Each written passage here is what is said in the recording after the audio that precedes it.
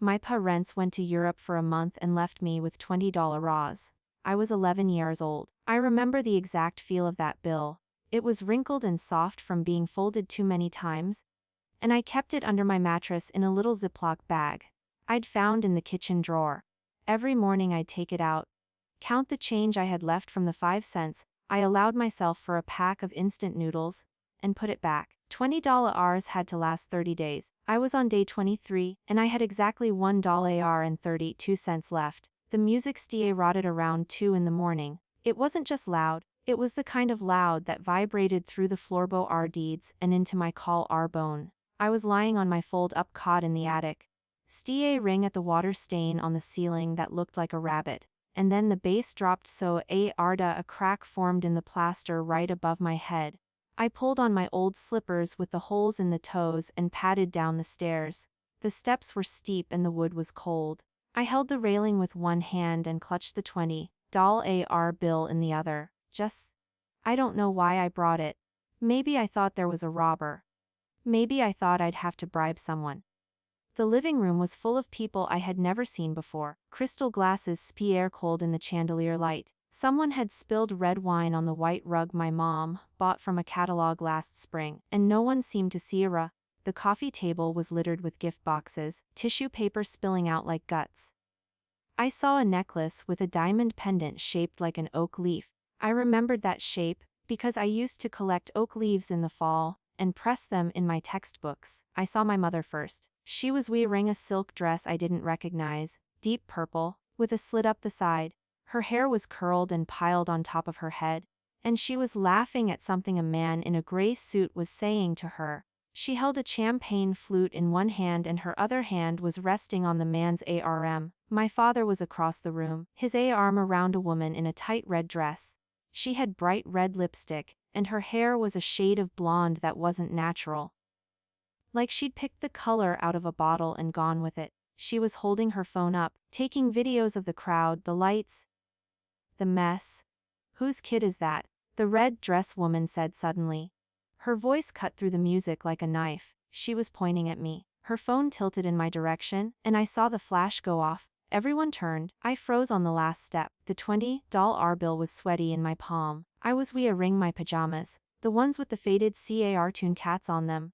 The pair I'd had since 3rd grade. My hair was a rat's nest. I hadn't showered in 2 days because the hot water ran out after I used it for dishwashing, and I'd been too tired to heat up water on the stove. My mother's smile disappy red. She set her glass down on the nearest table, almost missed the edge, and walked toward me. Her heels clicked like a metronome. When she reached me, she crouched down, not low enough to be at my eye level, just low enough to grab my shoulder. Vivian, she said. Her voice was tight.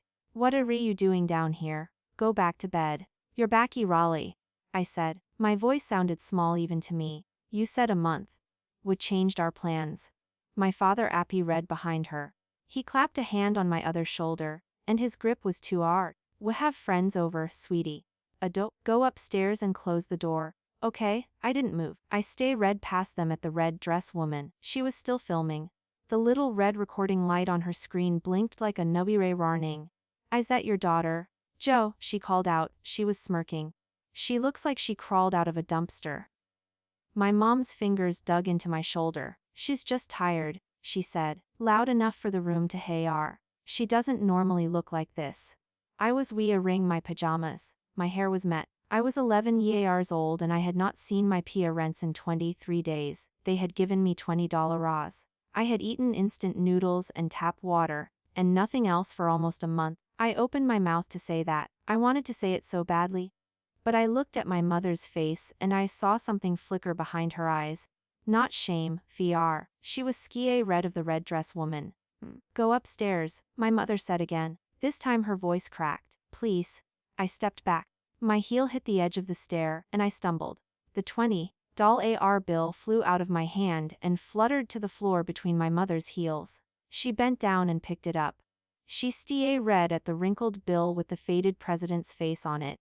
And then she looked at me like I had just handed her a dead bird. She pulled a $100 bill out of her clutch, a crisp, new bill that still had that papery smell, and pressed it into my palm. Take this, she whispered. Buy yourself something nice. Just go upstairs.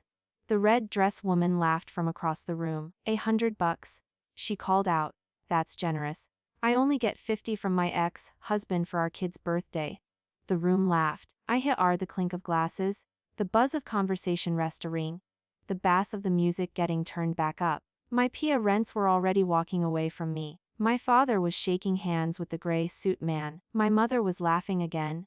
That high-pitched laugh she only used when she was pretending to be happy. I stood on the bottom stair, clutching the $100 bill in one hand. The 20 was still on the floor. I bent down and picked it up too. That was when the front door opened. 2 police officers walked in. One was a woman with short dark hair, and a badge that caught the chandelier light like a second diamond. The other was a taller man, younger, with a clipboard under his arm. They did not look like they were here to PA Roddy. The music died when the woman raised her hand. Not a dramatic gesture, just a quiet lift of her palm. But some skinny kid with headphones around his neck reached over and turned off the speaker. The room went silent. You could hear the ice cubes melting in the glasses. Mr. Lin Gudong and Ms. Zhaji, the policewoman said. Her voice was calm, professional. She did not look at the crowd. She looked directly at my parents. My father stepped forward. His face was. The red dress woman lowered her phone. Everyone else seemed to stop breathing. That's us, my father said. He tried to smile, but it came out like a twitch. What can we do for you, officers? Is there some kind of... The policewoman walked past him. She walked past my mother, past the coffee table with the oak leaf necklace still glittering in its open box, past the red dress woman who was now hiding her phone behind her back. She walked all the way to me, on the bottom stair, and she crouched down. She wasn't like my mother, she didn't half crouch. She got down on one knee and looked me in the eye. Her eyes were gray like a winter sky. Are you Vivian? She asked. I nodded. How old are you? Vivian, 11, I said. My voice was steady now. I didn't know why. Maybe because she wasn't filming me. Maybe because she didn't look red. She pulled a photograph out of her jacket pocket. It was a picture of a girl about my age, with dark hair tied in a high ponytail and a dimple on her right cheek when she smiled. I knew that smile, I knew that girl. Do you know her? The policewoman asked. I stared at the photo. The girl in the picture was Sue Nguyen. She lived 2 streets over, in the yellow house with the crooked mailbox. We used to play hopscotch together on the sidewalk. She always drew the chalk lines straighter than I did. 3 weeks ago, she moved away in the middle of the night. I watched from my attic window as a moving truck backed up to her porch. She got into the car holding a stuffed rabbit, and when she turned around and looked at my window, she didn't wave. But I knew she had seen me. I knew because her mouth moved, and even though I couldn't hear her, I could read the shape of the word she whispered. Sorry. She's my friend, I said to the policewoman. The policewoman stood up. She turned around to face my parents. Behind, the second officer was already pulling out a piece of paper from the clipboard. A warrant. I had seen them on TV shows. Sue Nguyen's parents were stopped on the highway this afternoon, the policewoman said. They have been charged with fraud and illegal fundraising operations involving more than 20 million yuan. During their statement, they indicated that you, Mr. Lin and Ms.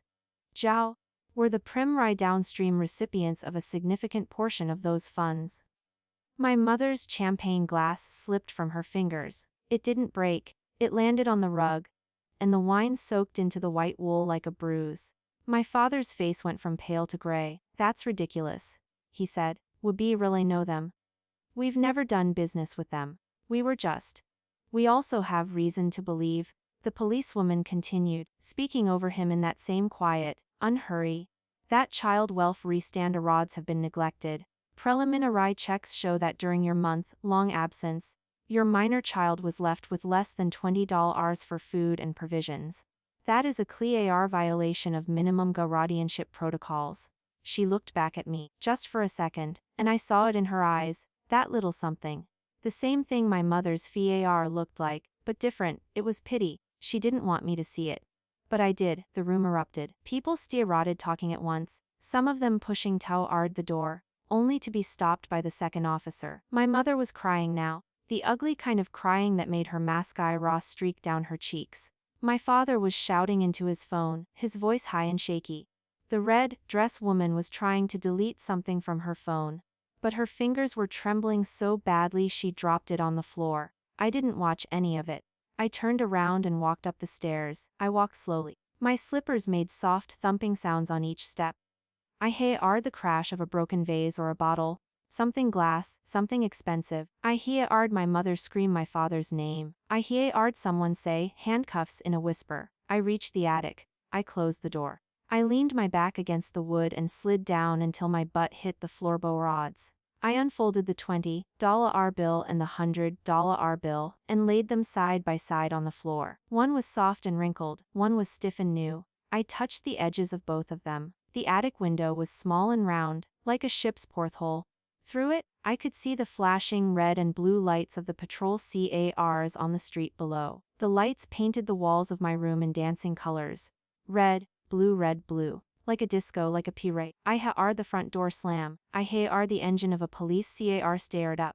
Then pull away. Another one followed. Then the street was quiet again. The music never came back. I crawled to my fold-up cot and pulled the thin blanket over my head. My bedroom was empty except for the cot and the cardboard box I used as a dresser. Taped to the wall above my pillow was a crayon drawing I'd made years ago, when I was sick. 3 stick figures holding hands, a tall one, a medium one and a small one. We were all smiling. The sun was in the corner, and it had rays that went all the way across the paper. I reached up and peeled the drawing off the wall. I folded it serifully. The way you fold a letter you're not ready to read. I put it under my pillow. The lights from the police cars had stopped flashing. The attic was deep. I lay on my back and stared at the crack in the ceiling. It had grown, that crack. It ran from the center of the rabbit's EAR, all the way to the edge of the wall, splitting the plaster like a ski-AR. I hadn't cried when I was standing on the stairs.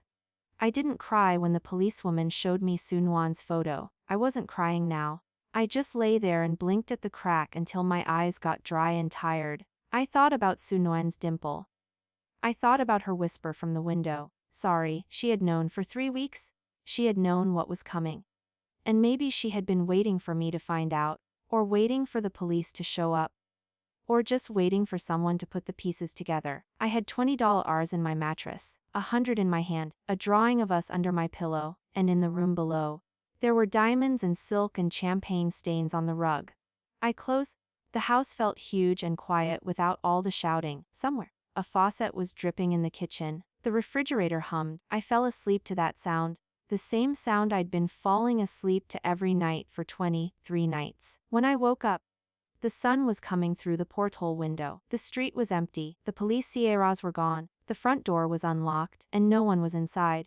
I walked through the living room. The rug was still stained. The champagne glasses were still on the table, but the wine had dried and gone sticky. The oak leaf necklace was still in its box.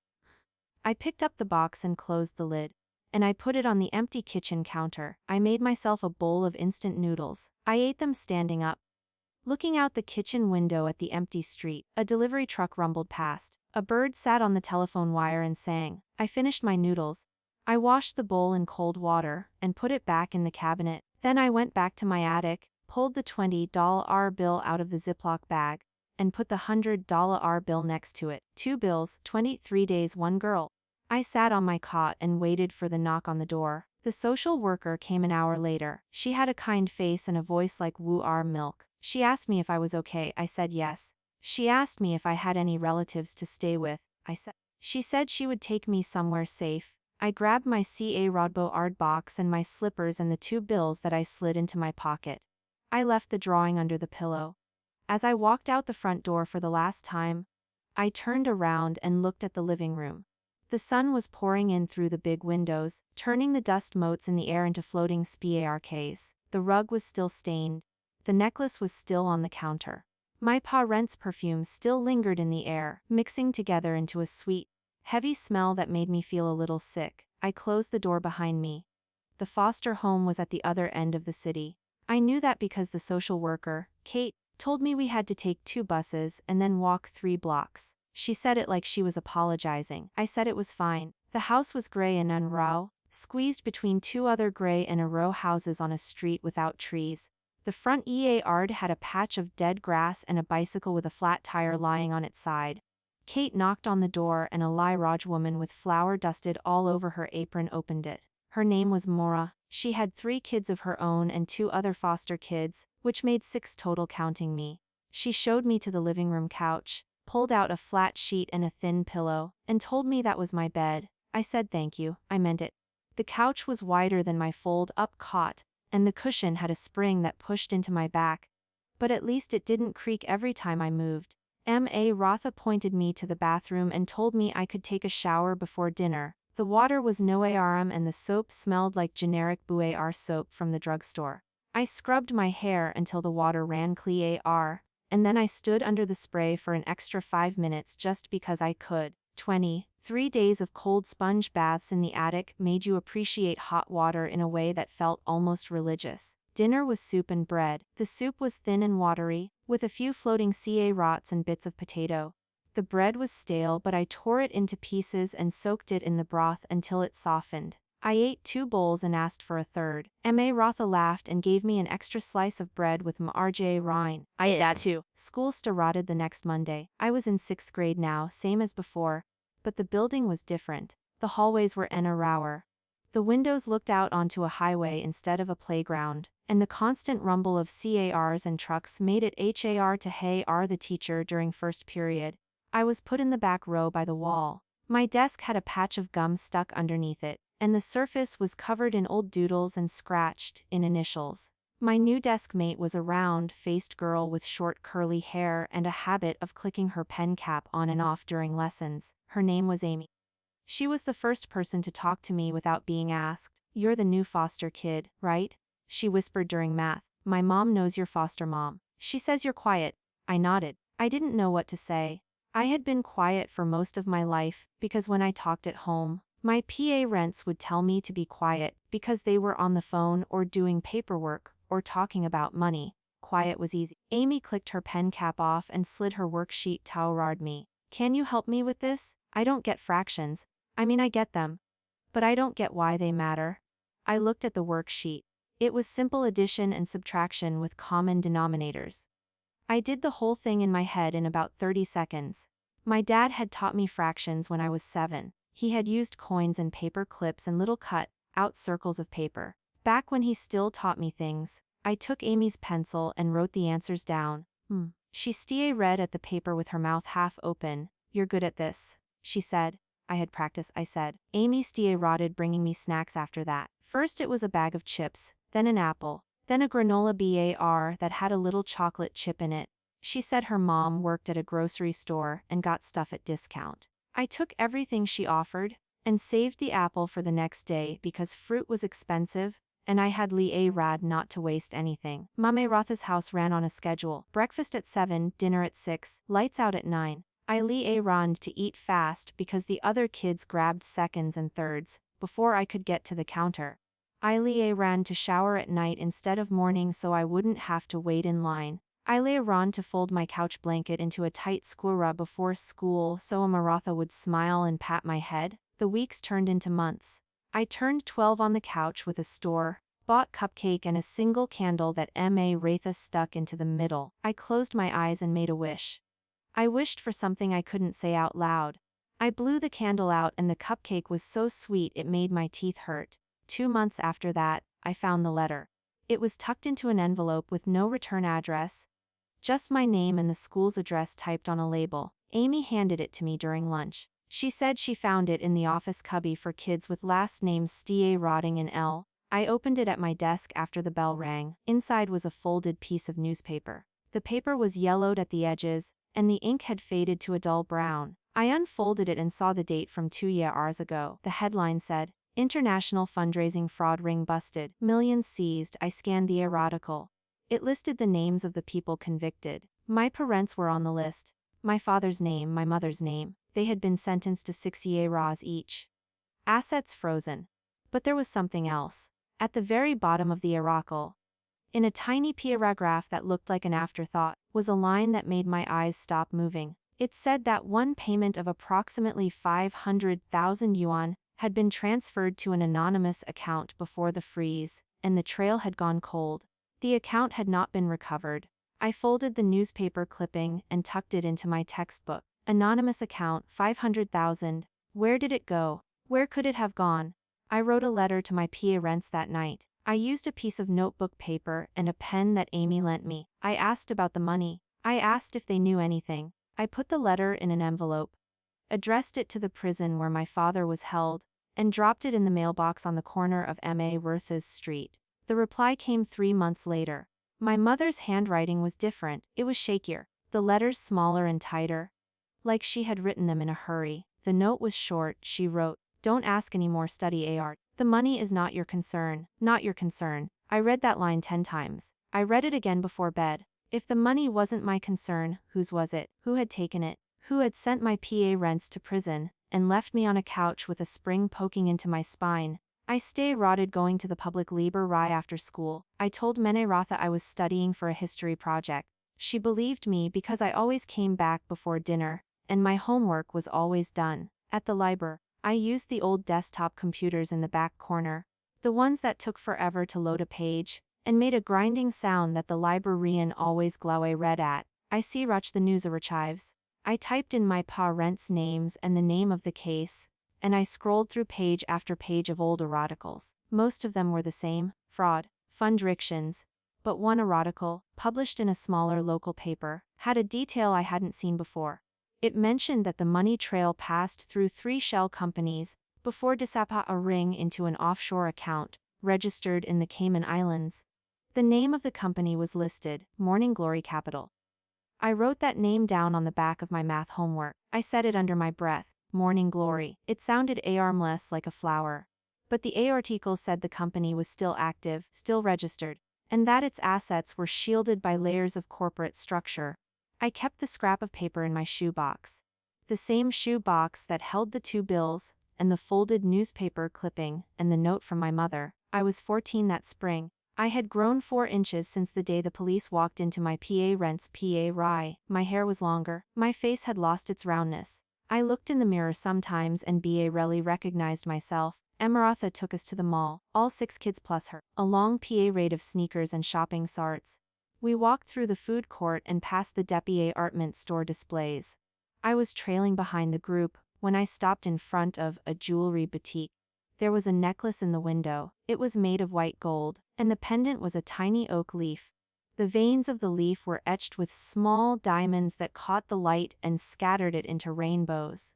I pressed my face to the glass and stay red. I knew that necklace, I had seen it before. It was in the open gift box on my parents' coffee table. The one with the tissue paper spilling out like guts, and next to it there had been a card. I remembered the card because the writing was in gold ink and the message was short. It said, "To our most beautiful partner, Morning Glory." I had read it and forgotten it. But now the name was a hot wire in my memory, Glory. The same name from the article. The same company my parents were connected to. "Vivian," Mama called from down the mall hallway. "Come on. We're going to the food court." I turned away from the necklace. I ran to catch up with the group. But the image of the little oak leaf stayed in my head for the rest of the day. I drew it on my notebook during social studies. I drew the vein lines and the diamond dots and the soft curve of the gold stem. That night, I took the shoebox out from under the couch. I spread everything out on the floor. The 2 bills, the clipping, the letter, the scrap of paper with the company name. I looked at each piece and tried to see the bigger picture. 500,000 yuan, an anonymous account, Morning Glory Capital, a necklace with an oak leaf, my parents' the red dress woman. I remembered the red dress woman's face, the lipstick, the phone. The way she filmed me like I was something to laugh at. She had been at the PA. And she had been connected to Morning Glory. I didn't know her name. I didn't know her face beyond that night, but I knew she existed. I put everything back in the shoebox and slid it under the couch. I lay down on my sheet and stared at the ceiling. There was a crack in this ceiling too. A long thin line that ran from the light fixture to the corner. I traced it with my eyes the same way I had traced the crack in the attic. I made a decision that night. I didn't know how I was going to do it. I didn't know if I could do it. But I decided that I was going to find Su Nuan.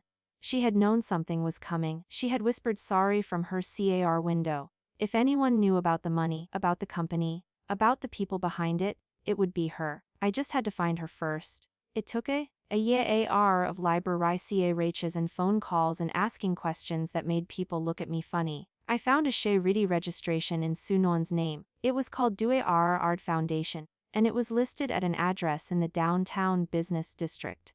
I took a bus there on a Saturday morning. The building was tall and glassy, with a lobby full of potted plants and a security desk. I gave the guard my name and the name of the foundation. He made a call. A few minutes later, a young woman with short hair and a familiar dimple on her right cheek walked out of the elevator and stopped in front of me. She was older, her hair was shorter. She wore a white blouse and jeans, and a pair of simple silver earrings, but the dimple was exactly the same. Vivian, she said. Her voice was quiet, almost shaky. I said. She stared at me for a long moment. Then she looked over her shoulder at the elevator, and she grabbed my wrist and pulled me toward the stairwell. The stairs were empty. The emergency lights hummed overhead. She leaned against the railing and looked at me with an expression I couldn't read. You found me, she said. I looked. I said. She nodded slowly. I know why you're here. You want to know about the money. Wes. She turned away and stared at the concrete wall, her shoulders hunched. She looked tired. The kind of tired that didn't go away with sleep. It wasn't my parents' fault, she said finally. They were puppets. The real person behind the operation was a man named Chen Hongyuan. He was your father's old classmate. He set up all the shell companies. Your parents brought in the investors. My parents brought in the people. But Chen Hongyuan was the one who took the money. Morning Glory. I said. She turned back to me. Her eyes went wide. How do you know that name? Newspapers. I saw. At my parents' pire, she blew out a long breath. The company is owned by someone else now. Chen Hongyuan's F. Her name is Song Rulin. She's been running it since he fled overseas. She's Samar Vivian, she's Sierraful. I tried to get close to her, and she found out everything about me. She told me that if I didn't cooperate, she would leak information about my parents to the media. Tell them my parents lied in their testimony. I felt my hands ball into fists. Less, Sunan said. It is. And I've been living with it for 2 years. She looked at me then with something like hope and something like fear mixed together. Vivian, she said. You were at that piri. You saw everything. You saw the people, the things, the gifts. You could identify her if you had to. Ooh, I asked. The red dress woman, Sunan said. That was Song Roland's assistant. Her name is Long Wei. She was there to document the handoff. She filmed everything. If we can find her, we can prove that the money went to Morning Glory. But we can't find her because she vanished after the PA. I leaned against the stairwell wall, the COO concrete pressed against my back. I remembered the red dress woman's phone, the flash, the smirk. I remembered the way she had called me a dumpster kid. I can identify her, I said. I remember her face. Sunan stepped closer. Her eyes were bright and wet. She grabbed my hands and squeezed. Then we do it together, she said. We find Long Wei, we find the proof, we take down Song Rulin. And we get the money back. I squeezed her hands back. Her palms were warm and slightly sweaty. Together, I said. She smiled. Her dimple appy red in her cheek. And in that stairwell, with the emergency hum and the concrete chill, and the weight of 5 years of hunger and loneliness and secrets pressing down on us, I felt something shift. I didn't feel so alone anymore. I felt like I had a partner. I felt like I had a purpose.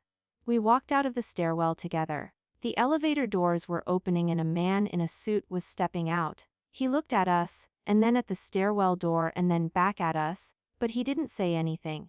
Sonwan led me to the front lobby, and we stood outside the building on the sidewalk. The street was full of cars and people and noise. Same time next week, Sunan asked. I said. I took the bus back to Mamaratha's house. I got off at the stop, and walked the 3 blocks to the gray house with the dead grass. When I opened the door, the smell of Mamaratha's CO King hit me in the face. Amy was doing homework at the kitchen table, her tongue sticking out in concentration. I went to my couch and slid my hand underneath it. The shoebox was still there. I pulled it out and opened it. I looked at the 2 bills and the clipping and the letter, and the scrap of paper. And then I added a new thing, a piece of notebook paper with a name I had just liaisoned. I folded it and put it in the box and closed the lid. I didn't know where we were going. I didn't know how long it would take, but for the first time since I was 11 years old, I knew what I was fighting for, And I knew I wasn't fighting alone. The plan stayed simple. Sun Nuan would invite Lang Wei to a Che Ridi event. She would pretend to introduce me as a new volunteer. I would get close enough to confirm her face, take a photo, and file an official witness statement with the police. Simple. But nothing about Morning Glory was ever simple. I was 15 when we started putting the pieces together. Sun Nuan had been working on the Che Ridi side for months, letting Liang Wei's people think she was red and compliant. She sent them progress reports and funding proposals and smiled at every meeting. She used her access to copy names and dates and account numbers from every document she could find. She saved everything on a password-protected drive and gave me a copy. Amy She didn't know all the details, but she knew I was doing something. She started taking pictures of delivery trucks that came to the Che Ridi office, logging the license plates and times. She said her mom had taught her to keep track of things after a customer stole a whole cart of groceries. She had a good eye for details. She noticed that the same black sedan appeared red outside Sun Nuan's building every Wednesday at noon, always with the same driver. Never gets out, Amy said. He just sits there with the engine running. I think he's watching. I wrote down the license plate and gave it to Sun Nuan. She ran it through a contact she had at the DMV. The car was registered to a holding company. The holding company was registered to an address. The address was a mailbox drop in a strip mall. They're professionals, Sun Nuan said. They've been doing this for years. They don't leave trails you can follow. I said okay and kept going anyway.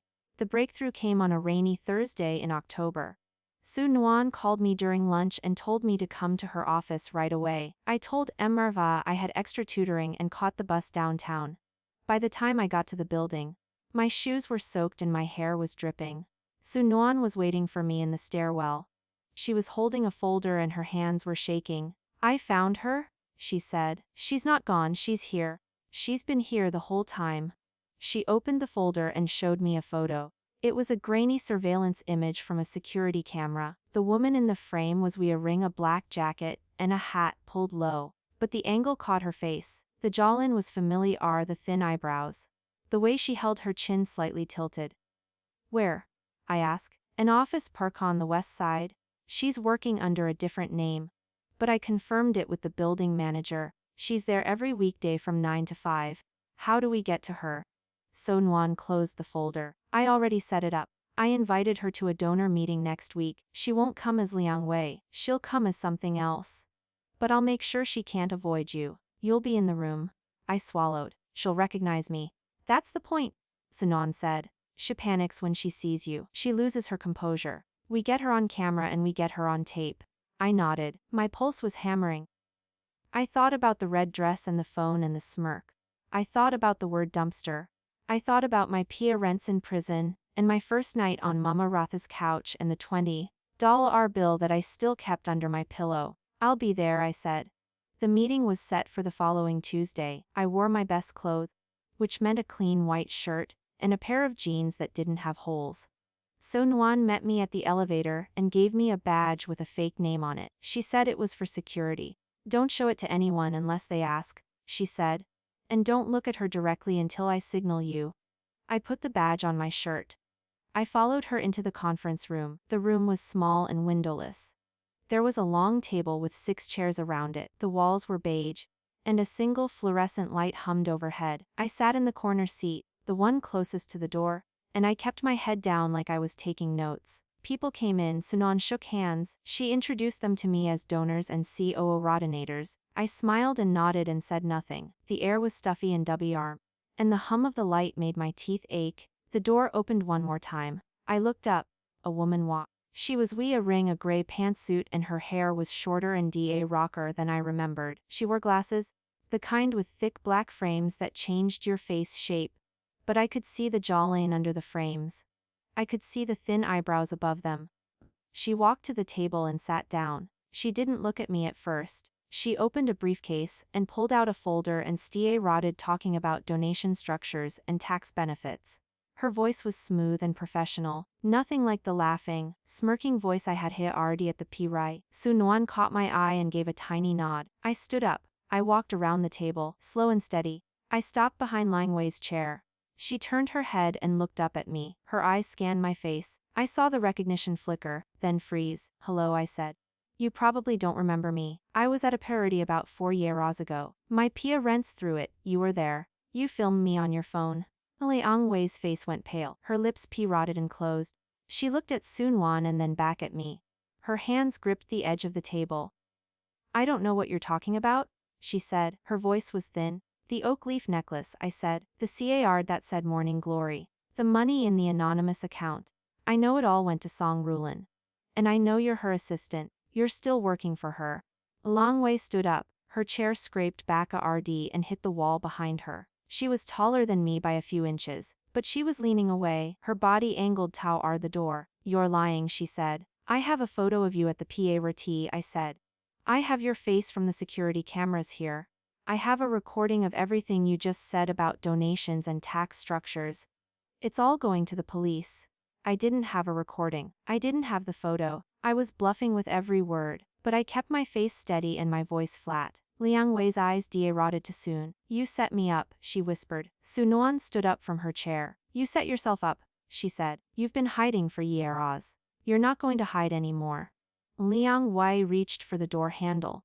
I stepped in front of her, blocking her path. My heart was slamming in my chest, but I stayed planted. I had been smaller and weaker for most of my life, but I was 15 now. I had grown. I had been hungry for years and that hunger made me angry. I used that anger to stand still. I said. She didn't sit down. She tried to push past me, but Sun Wan came around the table and blocked the other side. We had her cornered between us. The door opened before anyone could move. A man walked in. He was tall, with broad shoulders and a dark gray jacket. He had short brown hair and a clean-shaven jaw. He looked at us with calm gray eyes that scanned the room in one quick sweep. Lying, he said. I've been looking for you. Liang Wei froze. Who are you? He pulled a badge from his pocket. It wasn't a police badge. It was something else, a CAR with a logo I didn't recognize. I'm a financial investigator, he said. I've been tracking Morning Glory Capital for the past 3 years. You were on my list. You're on my list right now. Liang Wei's legs gave out. She slumped into the chair behind her. Her face was the color of paper. The investigator looked at me. His eyes stayed on my face for a long moment. I stay. He didn't look surprised to see me. He looked like he had known I would be here. You're Vivian, he said. It wasn't a question. Yes, I said. He nodded once. I have a lot of questions for you, but first we need to get Ms. Liang to a secure location. He turned to Sun Wan. Both of you, you're coming with me. Sun Wan looked at me. I looked at her. We followed him out of the conference room without saying a word. His CAR was black and umrock, nothing like a police CAR. He drove us to a building on the other side of the city. The lobby was modern and quiet, with a security guard who nodded at him like he knew him. We went up to the 8th floor and into an office that was bare except for a desk, a computer, and a whiteboard covered in names and a rose. He closed the door and told us to sit down. My name is Zhou Shen, he said. I've been investigating Song Rulin for 3 years. I know she runs Morning Glory. I know she took the money. But I've never had a direct witness before. That's where you come in. He pointed at me. You were at that party. You saw everything. I need you to describe it in detail. Every object, every word you heard. I don't see if it seems small. I started talking. I talked for an hour. I told him about the lights and the music, and the red wine on the rug. I told him about my mother's purple dress and my father's gray suit. I told him about the oak leaf necklace and the CAR that said Morning Glory. I told him about the red dress woman and her phone and the way she laughed. Zhou Shen didn't interrupt. He typed everything on his laptop. When I finished, he turned to Sun Wan. Liang has been working under an alias, he said, but we have enough now to get a Wubuye rant for Song Rulin's office. We'll execute it next week. In the meantime, you both need to stay safe. Don't tell anyone where you're going, don't take calls from unknown numbers, and don't go anywhere alone. He looked at me again. His eyes were gray and steady. You're brave, he said. Most adults wouldn't have done what you just did. I didn't know how to respond to that. I shrugged. I've been waiting a long time. I know, he said. That's why I'm going to make sure this works. He gave me his CAR, a simple white CAR with his name and a phone number. I tucked it into my shoebox when I got back to Meme Arthas. The W rant was executed 10 days later. I didn't see it happen. I was at school, sitting in math class, staring at the clock. but Su Nuan called me that afternoon and told me they had seized Song Rulan's computer and a dozen boxes of documents. She said Zhou Shen was going through the files and finding matches for every single account number. He says it's all there, Su Nuan said. Every payment, every transfer, the 500,000, it's all in the records. I sat on the couch and stared at the ceiling. The crack was still there, running from the light to the corner. The other thing, Su Nuan said. Her voice was low. The oak leaf necklace, it's not just a necklace, it's a moi rocker. Song Rulan uses them as tokens for high-level parishioners. The people who got them knew what they were signing up for. Your parents accepted it. That means they knew. I closed my eyes. I thought about my mother's tight smile and my father's stiff handshake. I thought about the $100 bill she had pressed into my palm.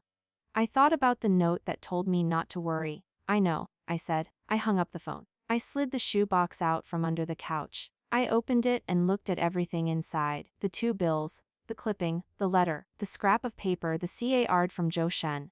I took the 2 bills and held them up to the light. $20, $100. Both crumpled and smooth and wrinkled in different ways. I put them back and closed the lid. I didn't sleep that night. I lay on the couch and traced the ceiling crack with my eyes over and over again. I thought about the Pirati and the police and the staircase. I thought about Su Nuan's dimple and Amy's notebook and Zhou Shen's gray jacket. I had been alone for so long, and now I wasn't alone anymore. But there was still a trial coming. There was still Song Rulan to face.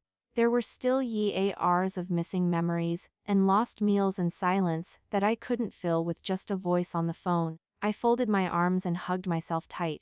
The couch cushion creaked under my weight. Outside the window a car drove past, its headlights painting white rectangles on the wall. I closed my eyes and waited for morning. The trial was set for summer. I turned 16 3 weeks before it started. Memrutha baked me a cake, a real one with frosting and sprinkles. She put 16 candles on it and sang loud and off-key. Amy gave me a notebook with a blue cover and a pack of pens. Su Nuan gave me a silver chain with a tiny oak leaf charm on it.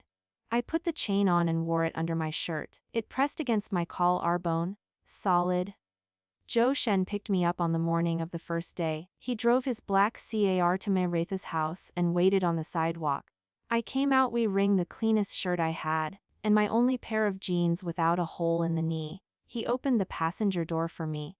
Ready? He asked. I don't know, I said. He didn't say anything else. He drove.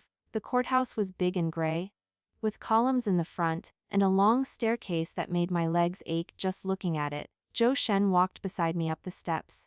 He didn't put his hand on my back or guide me by the elbow. He just walked close enough that I could feel his presence on my right side. Su Nuan was waiting inside. She was wearing a white blouse and black pants. Her hair was pulled back in a neat ponytail. When she saw me, she came over and took my hand. You look good, she said. I feel like I'm going to throw up, I said. That's normal, Zhou Shen said from behind me. I felt the same way the first time I testified. I turned to look at him. You twice? He said. It gets easier, but it never feels easy. We walked into the courtroom. The room was smaller than I expected. The benches were wooden and the ceiling was high and the windows were tall, letting in long rectangles of sunlight that fell across the floor like bars. Song Rulan was already there. She sat at the defense table with her lawyers. She was wearing a plain gray jacket and no makeup. Her hair was loose and brushed. She looked nothing like the woman I remembered. That woman had been bright and sharp and dangerous. This woman looked small and tired. But her eyes were still the same. When she looked up and saw me, her eyes flickered, just for a second, then she looked away. I sat on the witness bench. The wood was even edger than the benches. I gripped the edge with both hands and stared at the judge. He was an older man with silver hair and reading glasses perched on his nose. He asked me to state my name. I did. Then the prosecutor stood up. She was a woman in a navy suit with short brown hair. She asked me to describe the Pirati. I talked. I talked about the music and the lights, and the wine on the rug. I talked about my mother's dress and my father's handshake, and the red dress woman with the phone. I talked about the oak leaf necklace in the open box and the card with the gold ink. The prosecutor asked me to identify the woman in the red dress. I pointed at Song Rulan. She wasn't there, I said, but her assistant was. The assistant was in the room. She filmed everything. She gave the necklace to my parents. She was working for this woman. A Song Roland's lawyer stood up. He was a tall, thin man with wire-rimmed glasses. Objection, he said. Lack of foundation. The witness cannot possibly know who the assistant was working for. The judge looked at me. Can you provide the basis for your statement? I swallowed. Yes, I met the assistant again. Her name is Liang Wei. I talked to her. She admitted working for Song Roland. I have a recording of that conversation. I pulled a small device from my pocket. It was a cheap digital recorder that Amy had lent me. I had pressed record in the conference room before Liang Wei walked in. The memory was full and the battery was low, but it was there. The judge ordered the recording to be entered into evidence. The prosecutor played it through a speaker on the table. The sound was scratchy, but you could hear the voices. You could hear Liang Wei's voice crack when she said she didn't know what I was talking about. You could hear my voice calm and steady, telling her I had the photo and the card and everything else. The courtroom was silent when the recording stopped. Song Roland's lawyer asked for a recess. The judge granted it. I was led back to the bench in the hallway. Sunan sat next to me. Zhou Shen stood by the door, his arms crossed. That went well, Sunan whispered. She didn't look scared, I said. She was scared, Zhou Shen said. He didn't turn around. I've been watching her face for 3 years. When the recording started, she tensed. Her jaw tightened. She's afraid. She just hides it well. I leaned back against the wall. My legs were trembling. I didn't even notice until I tried to stand up and they shook under me. The trial went on for 3 more days. I testified twice more, once about the money, the 50,000 yuan that had gone into the anonymous account. Once about the letters I had received from my PA rents, the ones that told me not to ask questions. Song Roland's lawyers tried to break me. They asked me if I was sure about the dates. They asked me if I was sure about the necklace. They asked me if I was sure about the CAR. They asked me if maybe I was mistaken, if maybe I had dreamt it, if maybe my memory was clouded by anger or grief. I said no every time I said I was sure. Zhou Shen testified on the 4th day. He stood at the witness stand and spoke in a calm, measured voice. He laid out the financial trail step by step. He showed how the 50,000 yuan moved from my PA rents account, through 3 shell companies, into a holding account. He showed how the holding account connected to Morning Glory Capital. He showed how Song Roland's signature was on the final authorization. The courtroom was quiet. Even the reporters in the back row stopped typing. When he finished, the prosecutor asked him one last question. Mr. Zhou, in your professional opinion, is there any reasonable doubt that the funds described were directed by the defendant? Zhou Shen paused. He looked at Song Roland. Then he looked at No. He said, there is no reasonable doubt. Song Roland's lawyers did not appeal. They did not ask for another recess. They sat in silence while the judge read the verdict. Guilty on all counts. Song Roland was sentenced to 12 years. She stood at the defense table with her hands clasped in front of her. Her face was blank. When they led her out of the courtroom, she didn't look back. I sat on the bench and watched her go. Sunan was crying beside me, silent tears running down her cheeks. I wasn't crying. I didn't feel anything at first. I felt hollow and light, like someone had ped out all the heavy parts and left me empty. Zhou Shen walked up to me. He put his hand on my shoulder. His palm was warm and heavy. He said. I nodded. Yeah. I stood up. My legs were steady now.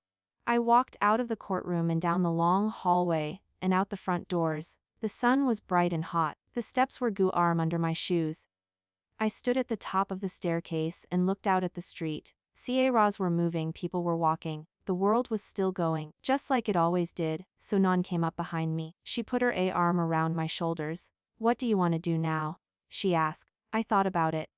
I thought about the attic and the couch and the shoebox. I thought about the 2 bills under my pillow, and the drawing I left behind. I said, I want to eat something that isn't instant noodles. Sunan laughed. She had a nice laugh, warm and full. She squeezed my shoulder. Okay, she said. Let's go get the biggest meal you've ever seen. We walked down the steps together. Zhou Shen followed a few steps behind. He didn't say anything. He just walked with us to the PA parking lot and opened the car doors. We drove to a small restaurant on a street I didn't know. It had red booths and a jukebox that played old songs. Sunan ordered fried chicken and mashed potatoes and green beans and cornbread. I ordered the same thing. Zhou Shen ordered coffee and a bowl of soup. I ate until I couldn't eat anymore. The chicken was crispy. The potatoes were buttery. The cornbread fell apparat in my fingers. Sun Wan asked. Good, I said. Zhou Shen drank his coffee and watched us eat. He didn't smile, but his face was softer than usual. The lines around his eyes were less tight. When we finished, he reached into his pocket and pulled out a piece of paper. He slid it across the table to me. Found this in Song Roland's files, he said. I was buried in a box of old correspondence. I thought you should have it. I unfolded the paper. It was a letter, typed and dated from 4 years ago. It was addressed to my parents. The letter was short. It said the oak leaf necklace was a sign of PA Rotnership. It said the PA Rotnership required silence and trust. It said that any deviation would result in consequences. It was signed with a single letter. S. Song Roland's initial. I read the letter twice. I folded it and put it in my pocket. She knew. She knew exactly what she was doing. She threatened them. Yes, Zhou Shen said. That's what the letter confirms. Your PA rents were ski-red. That doesn't excuse what they did, but it explains it. I nodded.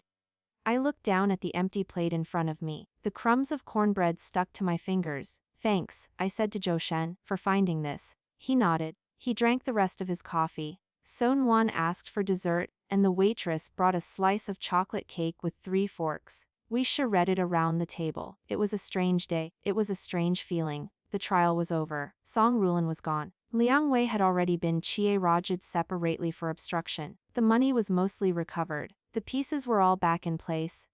But I still felt like something was missing. I couldn't name it. I just felt it sitting in my chest like an extra weight. That night, I went back to Murtha's house. I sat on the couch and pulled out the shoe box.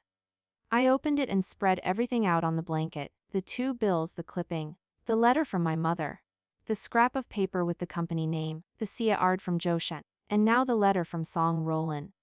I looked at all of it laid out in front of me. Each piece told a pierrot of the story. Together they told the whole thing. I folded everything back into the box. I put the lid on. I slid it back under the couch. I lay down and pulled the blanket up to my chin. The spring on the couch cushion pushed into my back, but I was too tired to see it. I stared at the crack in the ceiling and traced it with my eyes. I thought about the PA. I thought about the policewoman with the gray eyes. I thought about Sun Wan in the stairwell. I thought about Zhou Shen in the conference room. I thought about the oak leaf necklace. I touched the charm on my chest. It was small and cool against my fingers. I closed my eyes. Tomorrow, I would wake up and it would be over. Tomorrow, I would have to figure out what came next.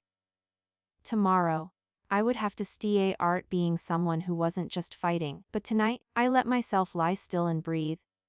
The crack on the ceiling looked the same as it always did. Long and thin and reaching from the light to the corner. I had been looking at cracks like that for years. In the attic in M.A. Rotha's living room, in the courthouse bathroom, they were always there. They were always the same. I fell asleep watching it. The last thing I saw before I closed my eyes was the paint peeling at the edge, curling up like a tiny wave. In the morning, I woke up to the smell of pancakes. M.A. Rotha was in the kitchen flipping batter on the stove. Amy was at the table with her homework spread out in front of her. The sun was coming through the window in wide yellow stripes. I got up, I folded my blanket. I walked into the kitchen and sat down. Mame Rasa put a plate in front of me with 3 pancakes and a pat of butter melting on top. I poured syrup over them. I ate every bite. Amy looked at me and grinned.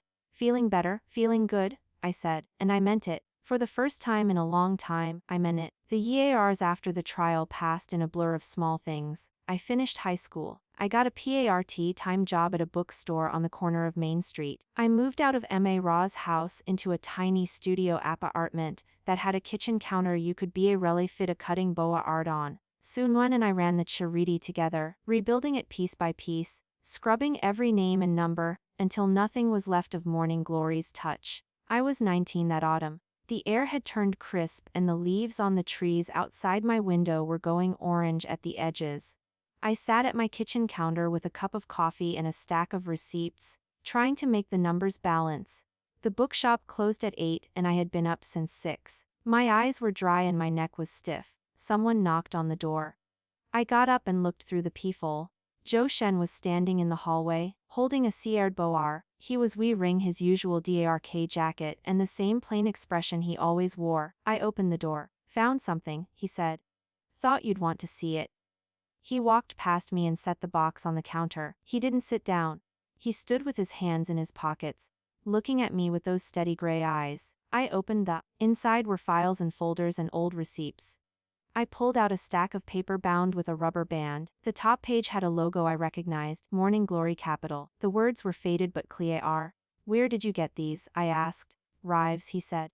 They were sealed during the trial. I got them unsealed last week. There's a lot of stuff in there about the EA Raleigh ERs, before Song Rulan took over, before your PA Rents got involved.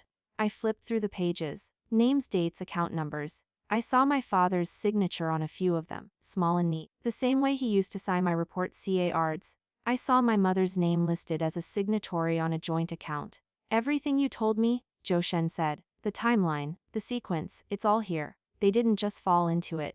They chose it. They signed the papers. They knew what they were doing. I looked up at him. You're telling me this because you think I don't know? I'm telling you this because I think you need to see it, he said. You've been CARing a version of this story in your head for years. I want you to have the real version. The full version.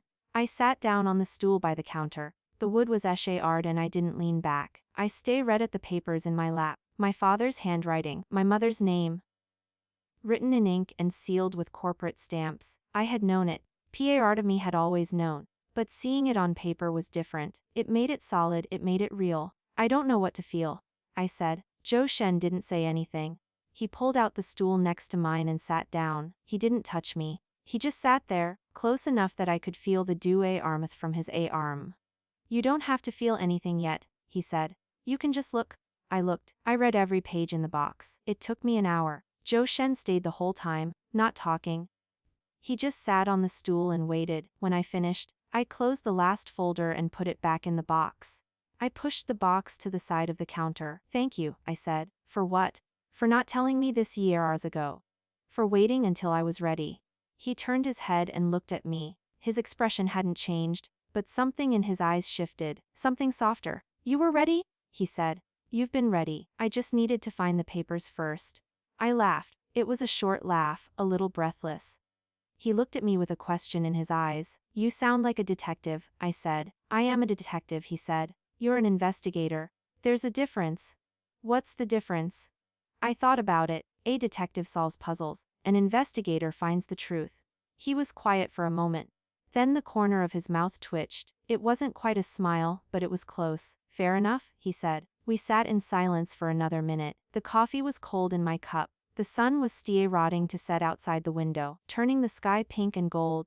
I looked at the light hitting the wall, and thought about how many windows I had read out of in my life. The attic window, the library window, the courthouse window.